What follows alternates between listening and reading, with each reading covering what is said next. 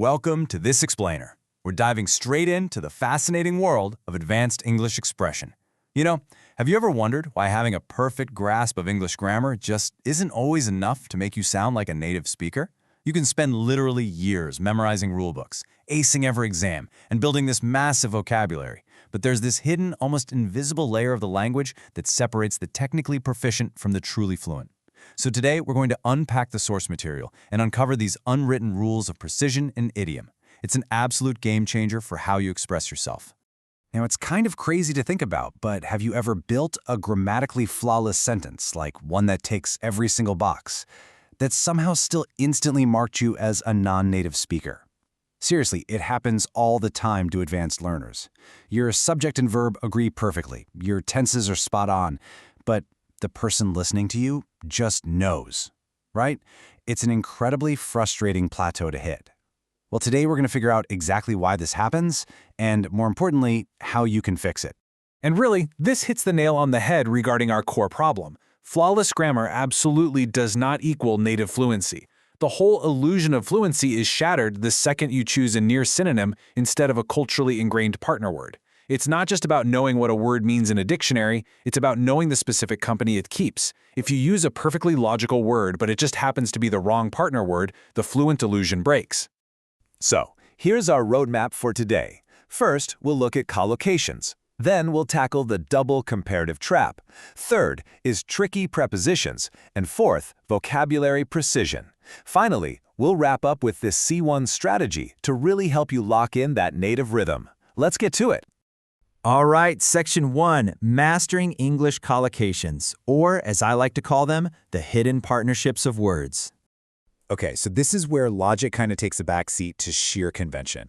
The absolute crucial starting point is understanding exactly what a collocation is. Simply put, it's a combination of words that native speakers instinctively pair together. And here's the kicker. These pairings are completely immune to standard grammar rules. You literally cannot deduce them logically, they just have to be memorized. In fact, if you swap a word for a perfectly logical near synonym in one of these pairings, that is the single most reliable way to accidentally out yourself as a non-native speaker.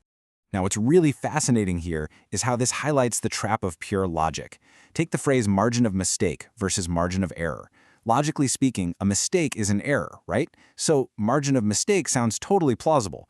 But here's the thing. Whether you're a pollster calculating election results or a musician trying to stay within an acceptable range of inaccuracy during a gig, the word mistake literally never appears in this fixed compound. Never. It is always universally margin of error, even if it feels like English itself is making the mistake here. Let's look at another classic trap, the distinction between amount of and number of. It seems straightforward in theory, but man, it is astonishingly often ignored in practice. The golden rule? Amount collocates with uncountable nouns, while number pairs with countable ones. To put that into perspective, you might exert a massive amount of effort, because you can't count effort, right? But you always listen to an astonishing number of bands, a number of guitarists, or a number of subgenres. You can count them, 1, 2, 3. So amount just doesn't work.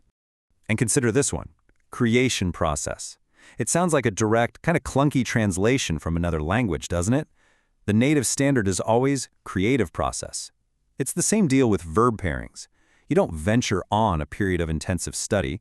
Venture suggests, cautiously moving into the unknown. But if a musician is deliberately committing to intensive study to refine their intuitive creative process, they embark on it. Embark on has this purposeful, significant commitment that venture completely lacks. Moving right along, Section 2, the double comparative trap, exploring the mechanics of emphasis. So this is a super common mechanical trap. It's what happens when advanced speakers accidentally stack modifiers when they're really just trying to emphasize a point. Let's do a quick refresher on the foundational mechanics here. In English, we have alternative mechanisms for comparatives, not complementary ones. For short adjectives, usually 1 or 2 syllables, we just add the -er suffix, so hard becomes harder. Simple. For longer adjectives, 2 syllables or more, we add the word more in front, so complex becomes more complex. These are 2 entirely separate tools. You only ever use one at a time. So how do we actually add emphasis without breaking the rules? It boils down to 3 simple steps. First, form the comparative correctly. Let's use harder. Second, add a genuine intensifier for emphasis, words like much, far, or considerably. And step 3, just combine them correctly. you get much harder. The massive flashing red light trap to avoid here is saying much more harder. This happens all the time, because speakers feel like harder just isn't emphatic enough, so they mistakenly treat the word more as an intensifier, but it's not. Saying much more harder is, well, doubly incorrect.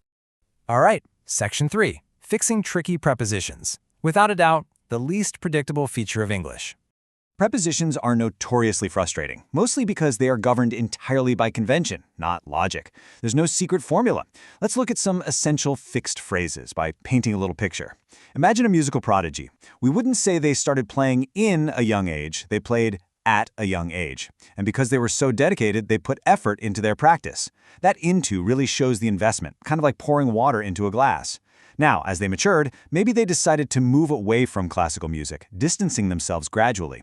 During that whole transition, they might have stumbled across some obscure jazz records. Because they didn't grow up on jazz, meaning they didn't have sustained exposure to it as a kid, this accidental discovery completely flipped their style. See how those specific prepositions act like glue, holding the whole narrative together?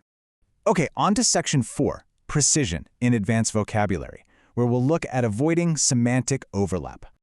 Here's the deal with advanced levels. Your errors rarely involve words you just don't know. Instead, the real challenge is avoiding semantic overlap. Basically, choosing between words that are incredibly similar but diverge slightly in meaning within a really critical context. Let's consider how this builds your precision by comparing stipulate and attest to. Now, both of these sound super formal and advanced, but they do completely different jobs. A legal contract might stipulate that a band has to deliver 3 albums. It's a strict condition, a requirement. But if you're looking at streaming statistics, those numbers don't stipulate popularity. Statistics can't enforce a rule. Instead, they attest to or provide external evidence of that popularity. If you swap them, your sentence goes from sounding smart to just being semantically incoherent. There's a quote from our source material that perfectly captures another absolutely vital distinction. A theory cannot be a conspiracy in the same way that a belief cannot be a plot. This is huge. A conspiracy is the actual secret, unlawful act itself. A conspiracy theory is the unproven belief about that act. So you literally cannot say, I think the moon landing is a conspiracy. You have to say it's a conspiracy theory. They are strictly not interchangeable, and getting this subtle difference right instantly elevates your authority when you're speaking. Finally, Section 5, the C1 learning strategy, building the fluent illusion.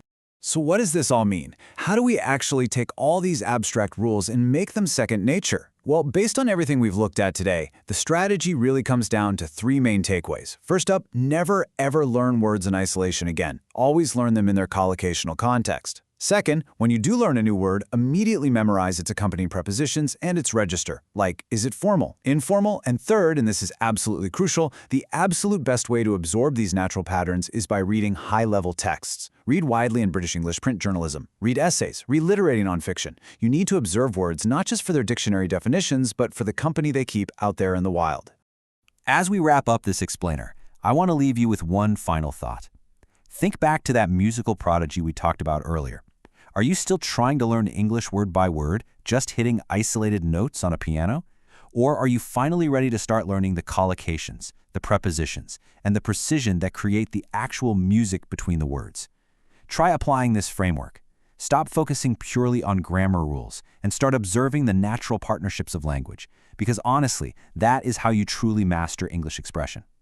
Thanks so much for joining me today, and I'll catch you in the next one.